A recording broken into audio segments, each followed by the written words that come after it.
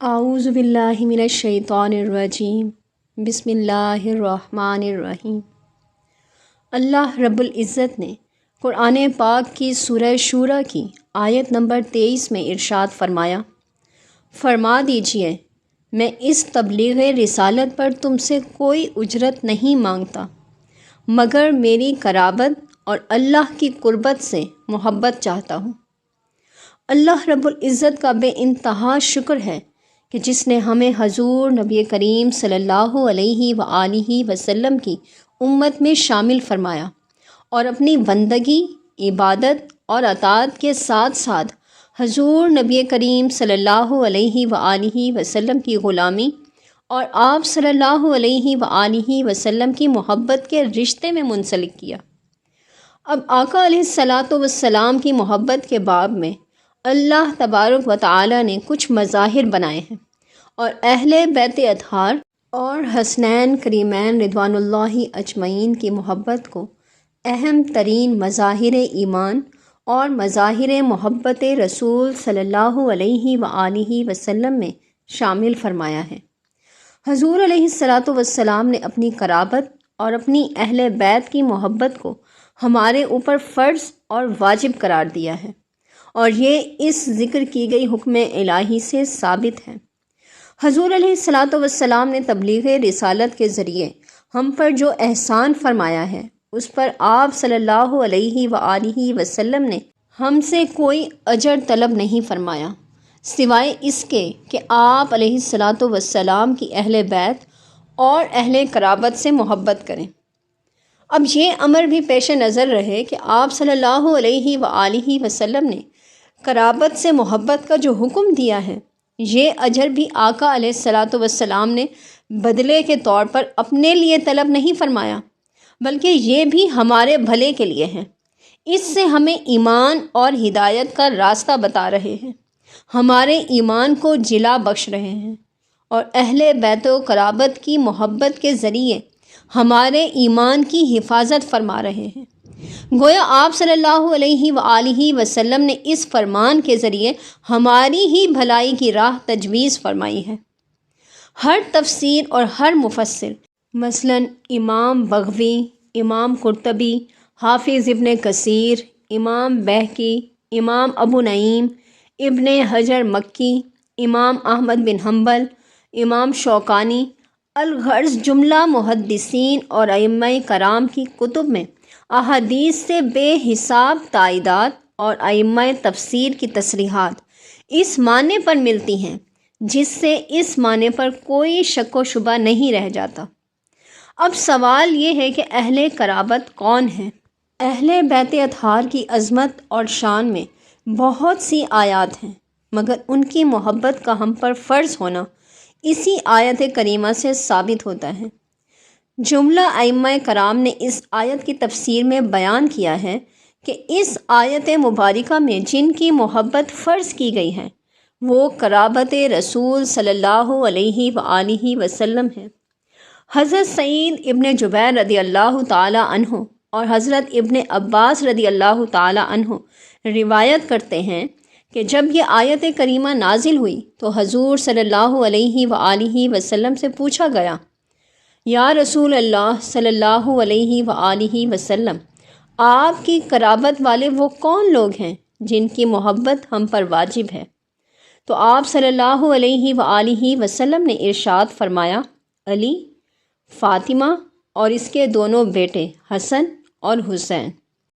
امام احمد بن حنبل فضائل الصحابہ میں بیان فرماتے ہیں کہ حضرت ابن عباس رضی اللہ تعالی عنہ سے روایت ہے کہ جب یہ آیت کریمہ نازل ہوئی تو صحابہ کرام رضوان اللہ اجمعین نے عرض کیا، یا رسول اللہ صلی اللہ علیہ وآلہ وسلم، اہل قرابت سے کون لوگ مراد ہیں جن کی محبت ہم پر واجب کی گئی ہے؟ تو آپ صلی اللہ علیہ وآلہ وسلم نے ارشاد فرمایا، علی، فاطمہ اور ان کے دونوں بیٹے۔ یعنی صحابہ کرام کے پوچھنے پر آقا علیہ الصلاۃ والسلام نے اس آیت مبارکہ کی خود تفسیر بیان فرمائی اور امت پر واضح فرما دیا کہ ان پر کن کن کی مودت اور محبت واجب اور فرض ہے۔ یہی معنی حضرت ابو العالیہ الطبائی اور امام احمد بن حنبل، امام حاکم اور طبرانی الغرض کتب احادیث اور کتب تفسیر میں کثرت کے ساتھ بیان کیے گئے ہیں۔ جامع ترمذی ابواب المناقب میں حضور نبی کریم صلی اللہ علیہ وآلہ وسلم نے ارشاد فرمایا، اللہ سے محبت کرو اس وجہ سے کہ اس نے تمہیں بے شمار نعمتوں سے مالا مال فرمایا۔ وہ تم سے محبت کرتا ہے، تم پر شفقت کرتا ہے، بے حساب رحمت فرماتا ہے، اپنا کرم اور لطف و عطا فرماتا ہے۔ صبح شام تم اس کی نعمتوں اور رحمتوں کے سمندروں میں غوطہ زن رہتے ہو۔ تم پر اللہ کی نعمتوں کی موصلہ دھار بارش رہتی ہے۔ اس کی وجہ سے اللہ سے محبت کیا کرو۔ پھر فرمایا، اور مجھ سے محبت کرو اللہ کی محبت کی وجہ سے، اس لیے کہ اللہ کی محبت میری محبت کے بغیر نہیں ملتی۔ میری محبت ہی اللہ کی محبت کا راستہ ہے، اللہ کی محبت کا واسطہ، ذریعہ اور وسیلہ ہے۔ لہٰذا مجھ سے محبت کرو تاکہ تم اللہ سے محبت کر سکو۔ یعنی کہ گویا حضور علیہ الصلاۃ والسلام نے اللہ کی محبت کا راستہ بتایا ہے۔ اور پھر فرمایا، میری اہل بیت سے محبت کرو تاکہ تمہیں میری محبت مل سکے۔ میری محبت کے حصول کے لیے میری اہل بیت سے محبت کرو، اور اللہ کی محبت کے حصول کے لیے مجھ سے محبت کرو۔ اب حسنین کریمین رضوان اللہ اجمعین سے محبت میں امت کے لیے پیغام یہ ہے کہ حسنین کریمین رضوان اللہ اجمعین سے حضور صلی اللہ علیہ وآلہ وسلم والہانہ محبت کا اظہار فرماتے تھے۔ تو کیا آپ صلی اللہ علیہ وآلہ وسلم کا حسنین کریمین سے محبت کا والہانہ اور بے ساختہ اظہار کیا بغیر کسی مقصد کے تھا؟ نہیں، ایسا نہیں ہے، بلکہ اس والہانہ انداز محبت میں بھی امت مسلمہ کے لیے ایک پیغام ہے۔ اس بارے میں حضرت عبداللہ ابن عباس رضی اللہ تعالی عنہ روایت کرتے ہیں، یہ جامع ترمذی ابواب المناقب کی حدیث مبارکہ ہے کہ آقا علیہ الصلاۃ والسلام ایک روز سیدنا امام حسین علیہ السلام کو اپنے کندھوں پر اٹھا کر چل رہے تھے، تو ایک شخص نے دیکھا، تو دیکھتے ہی اس نے کہا، اے بیٹے مبارک ہو، کتنی پیاری سواری تمہیں نصیب ہوئی ہے۔ تو آقا علیہ الصلاۃ والسلام نے ارشاد فرمایا، تمہیں سواری کا اچھا ہونا نظر آ رہا ہے، مگر یہ بھی تو دیکھو کہ سوار کتنا پیارا ہے، خوبصورت اور اعلیٰ ہے۔ اب یہاں پر ایک نقطے کی طرف توجہ مبذول کرنے کی ضرورت ہے کہ اس واقعے سے اور اس حدیث مبارکہ سے صاف ظاہر ہو رہا ہے کہ یہ واقعہ گھر کے اندر کا نہیں ہے، یعنی کہ گھر کی چار دیواری کے اندر کا نہیں ہے بلکہ باہر کا ہے۔ اسی لیے ایک غیر شخص آپ صلی اللہ علیہ وآلہ وسلم کے اس عمل مبارک پر اظہار خیال کر رہا ہے۔ اس کا مطلب ہے کہ آپ صلی اللہ علیہ وآلہ وسلم حضرت امام حسین رضی اللہ تعالی عنہ کو گلی میں لے کر چل رہے تھے۔ اب ایک طرف آقا علیہ الصلاۃ والسلام کے مرتبے، ان کی شان، عظمت، جلالت اور قدر بھی ذہن میں رکھیں اور یہ عمل بھی دیکھیں۔ ہم یہ کام نہیں کرتے، اپنا بیٹا ہو، پوتا ہو، نواسا ہو، نواسی ہو، جس سے بہت پیار ہو، اسے کندھے پر اٹھا کر گلی میں نہیں چلتے بلکہ شرماتے ہیں، حالانکہ یہ سنت رسول صلی اللہ علیہ وآلہ وسلم ہے۔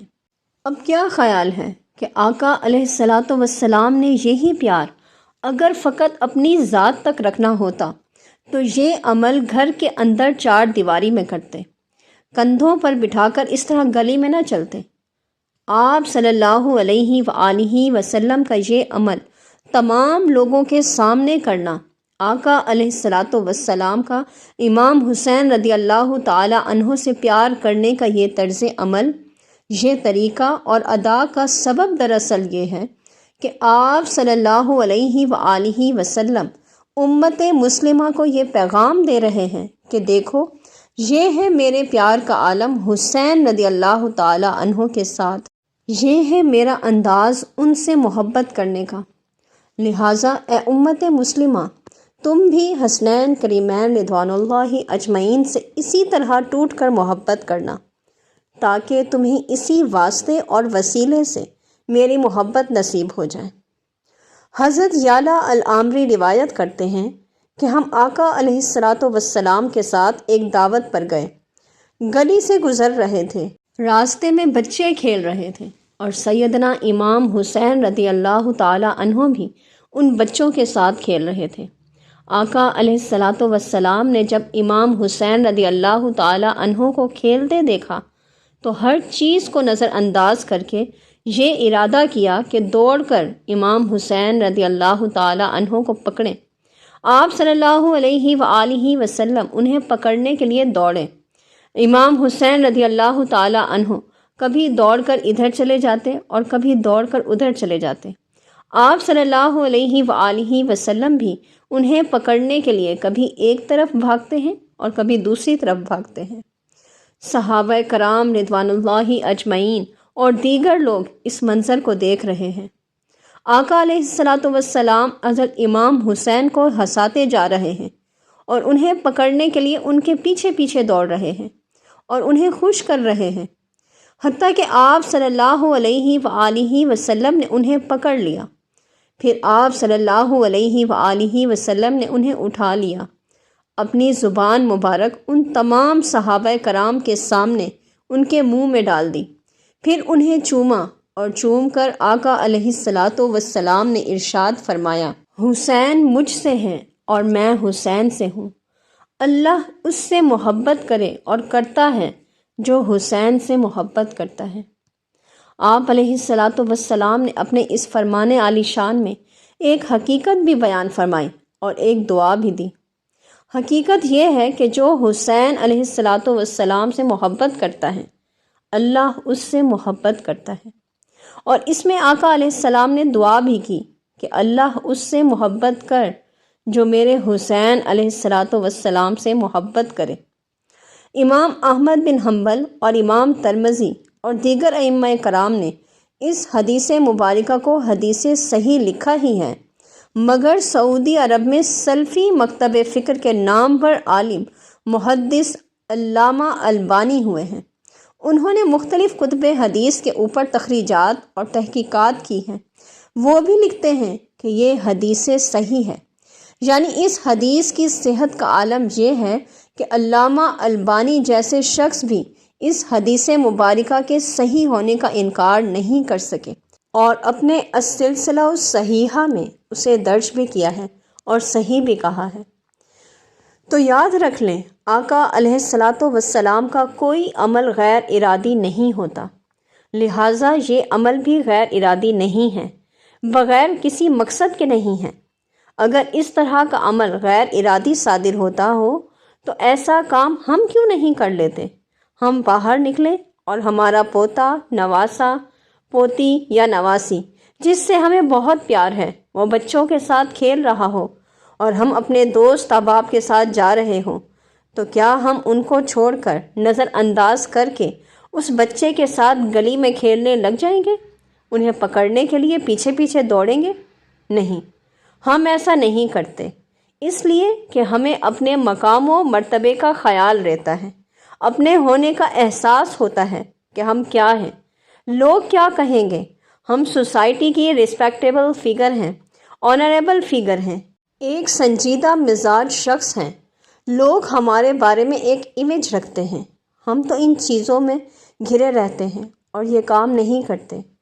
اس طرح کے کام اگر کرنے ہوں تو گھر کے اندر کریں گے، باہر کوئی نہیں کرتا۔ لیکن اب سوال یہ ہے کہ آقا علیہ السلام کیوں کر رہے ہیں؟ کیا معاذ اللہ آپ صلی اللہ علیہ وآلہ وسلم سے غیر ارادی طور پر ایسا فعل صادر ہو جاتا تھا کہ کبھی نماز پڑھا رہے ہیں، صحابہ کرام بھی موجود ہیں، حالت نماز میں امام حسین علیہ السلام آپ صلی اللہ علیہ وآلہ وسلم کے کندھوں پر چڑھ جاتے ہیں تو آپ علیہ السلام سجدہ طویل کر لیتے ہیں، سجدے سے اٹھتے وقت انہیں اٹھا کر بٹھا لیتے ہیں، پھر چڑھا لیتے ہیں۔ کیا یہ غیر ارادی فعل ہے؟ کیا اس عمل سے دین اور ایمان کی کوئی تعلیم اخذ نہیں کی جائے گی؟ کیا اس سے آقا علیہ الصلاۃ والسلام کا کوئی پیغام امت کے نام اخذ نہیں کیا جائے گا؟ کیا اس عمل سے آقا علیہ الصلاۃ والسلام ہم پر کچھ فرض نہیں کرنا چاہ رہے؟ کیا اس عمل مبارک سے ہمارے لیے کچھ سنت نہیں بنانا چاہ رہے؟ کیا ہمیں کسی عمل کے کرنے کی کوئی نصیحت نہیں فرمانا چاہتے؟ کیا اپنا طرز عمل امت کو دکھانا نہیں چاہ رہے؟